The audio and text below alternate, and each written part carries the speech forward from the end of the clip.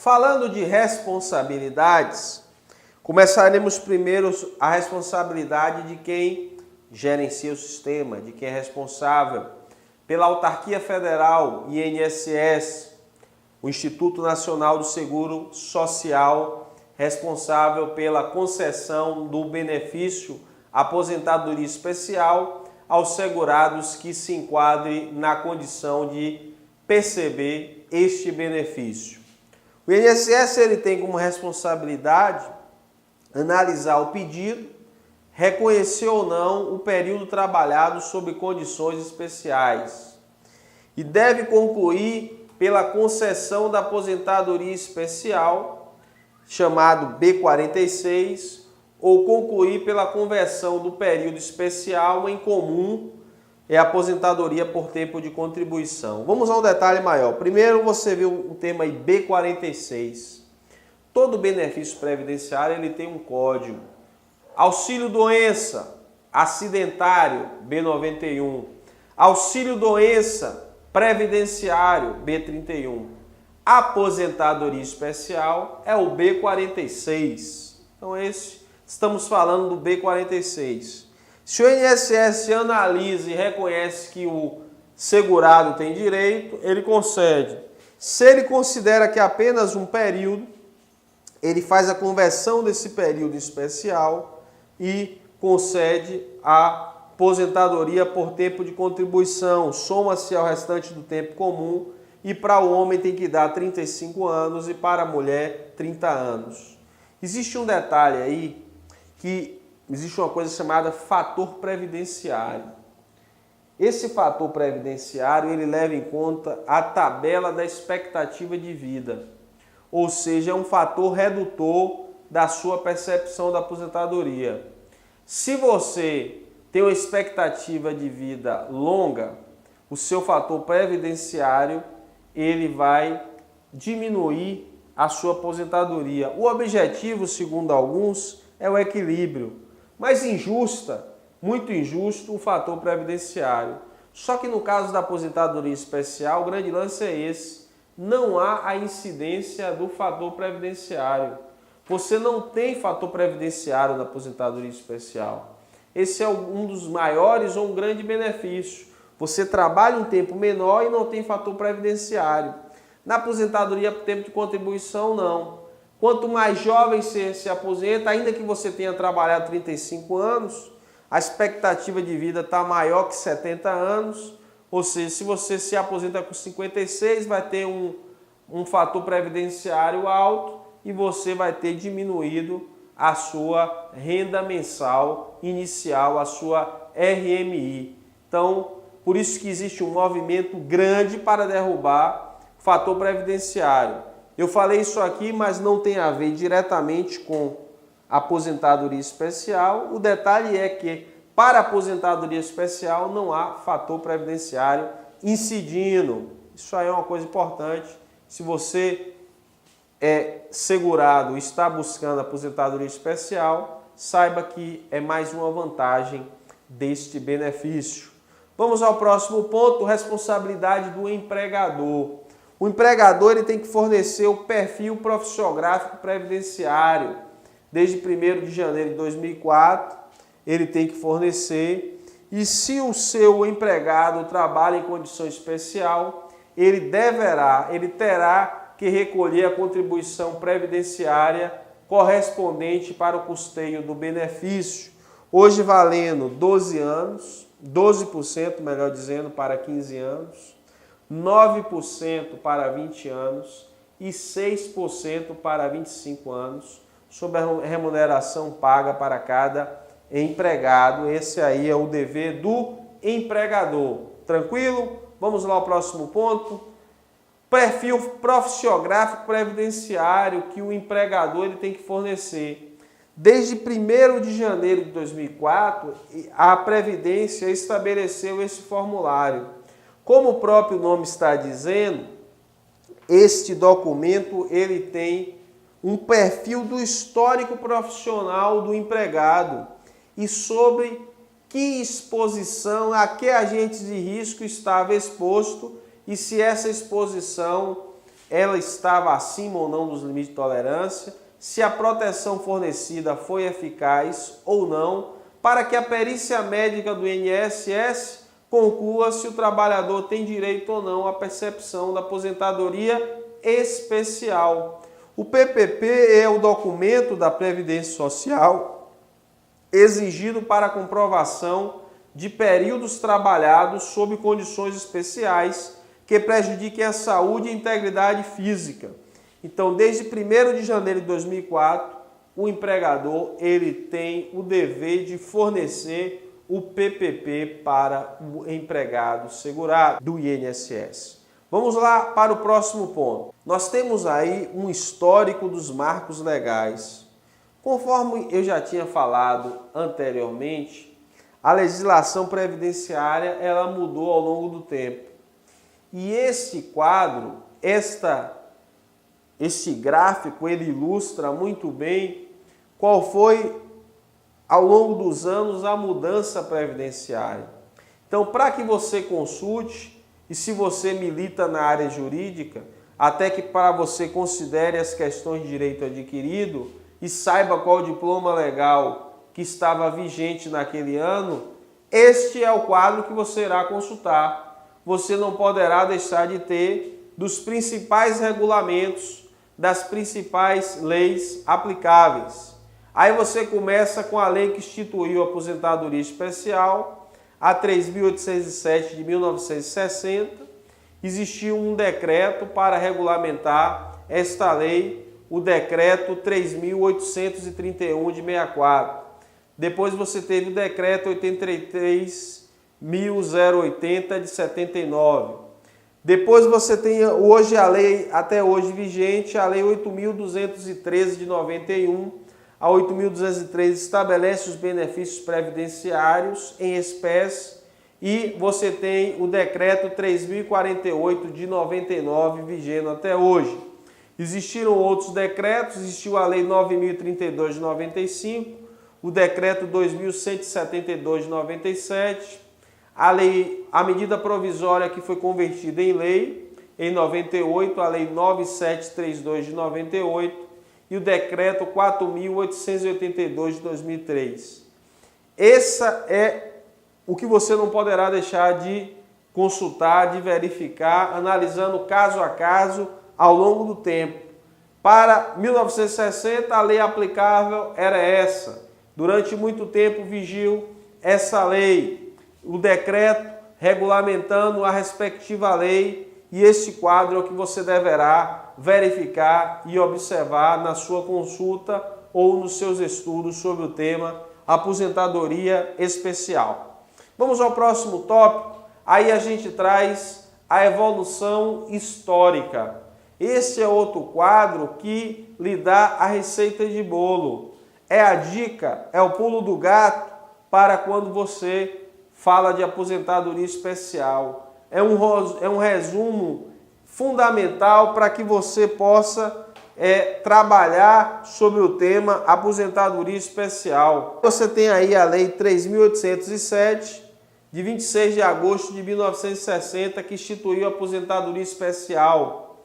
Essa lei ela está em vigor até hoje. Nós temos aí o decreto 53.831 de 25 de março de 64, que define os agentes nocivos de ocupações que ensejam aposentadoria especial, o quadro anexo.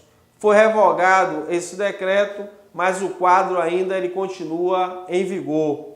Você tem o decreto 83.080 de 24 de janeiro de 79, que define a nova relação de atividades segundo agentes nocivos e atividades segundo grupos profissionais, o anexo 1 e 2. Foi revogado o decreto, mas os quadros continuam em vigor.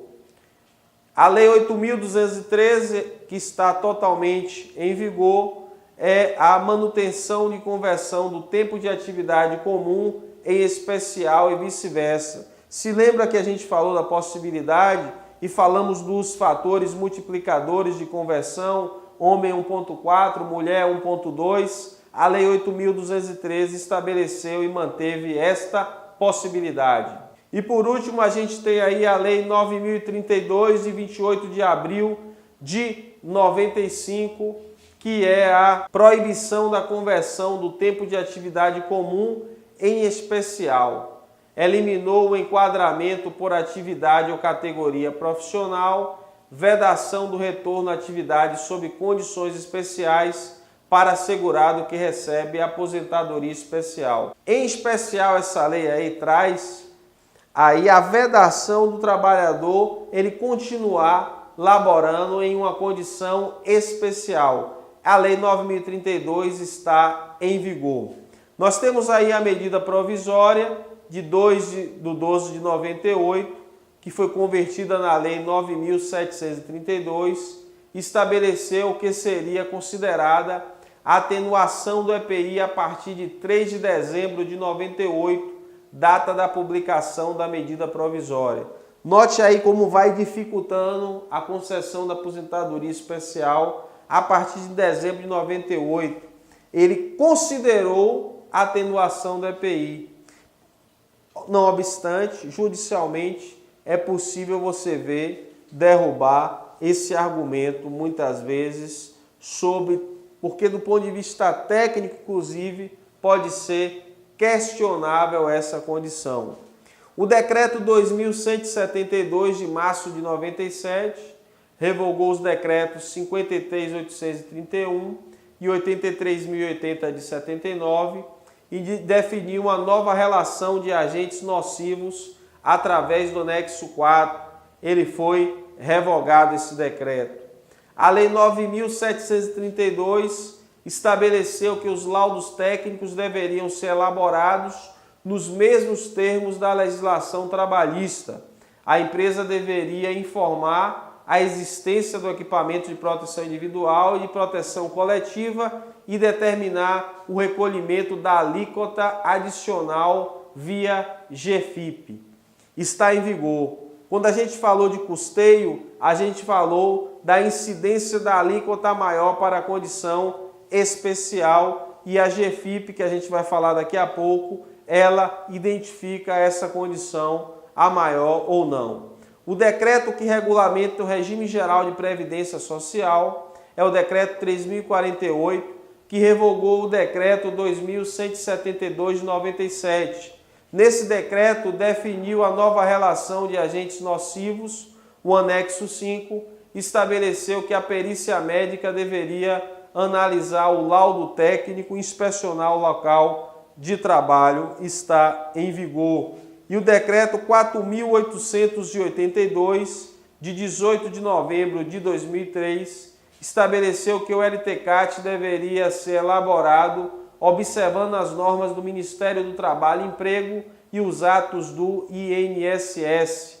As avaliações ambientais deverão considerar as metodologias e procedimentos da Fundacentro e estabelece nova definição de permanência que a gente já falou. Ora, meus amigos, a gente viu aí todo o histórico da legislação e o que continua em vigor e o que já foi revogado.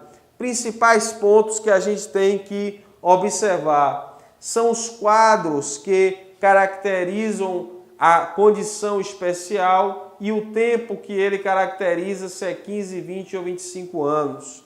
A mudança da legislação quando considerou o EPI para atenuar e se você pode questionar isso judicialmente ou não. A manutenção da conversão do tempo especial em comum ou em comum em especial, vice-versa aí. Então, tudo isso aí deverá ser levado em consideração para o caso concreto, para a sua necessidade. Seja, se você é engenheiro de segurança, você conhecer o arcabouço jurídico, entender como é que funciona a aposentadoria especial, entender de que forma você vai elaborar o seu LTCAT e que condições você deverá levar em consideração e que impacto esse LTCAT terá na vida do trabalhador e a responsabilidade que você tem sobre esse tema.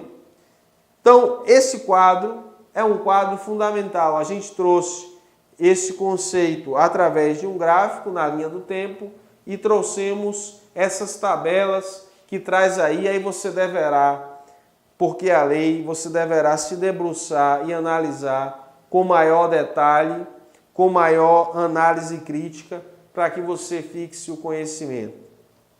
Atualmente, nós temos aí 3 diplomas legais que devem ser levados em consideração. Doravante, é a Lei 8.213 de 91, que estabelece os benefícios da aposentadoria especial. O Decreto 3.048, que regulamenta o regime geral de previdência social. E a Instrução Normativa IN 45, de 6 de agosto de 2010. E nessa IN a gente vai trazer alguns conceitos, alguns pontos que a gente não poderá deixar de observar. Quais são os pontos de destaque da Instrução Normativa? Primeiro, a Instrução Normativa, ela traz conceitos sobre o tema aposentadoria especial. Ela fala da habilitação ao benefício, quando alguém está habilitado. Ela detalha sobre o perfil profissiográfico previdenciário, este formulário que a partir de janeiro de 2004, ele demonstra se o trabalhador esteve exposto ou não a agentes de riscos presentes no ambiente de trabalho.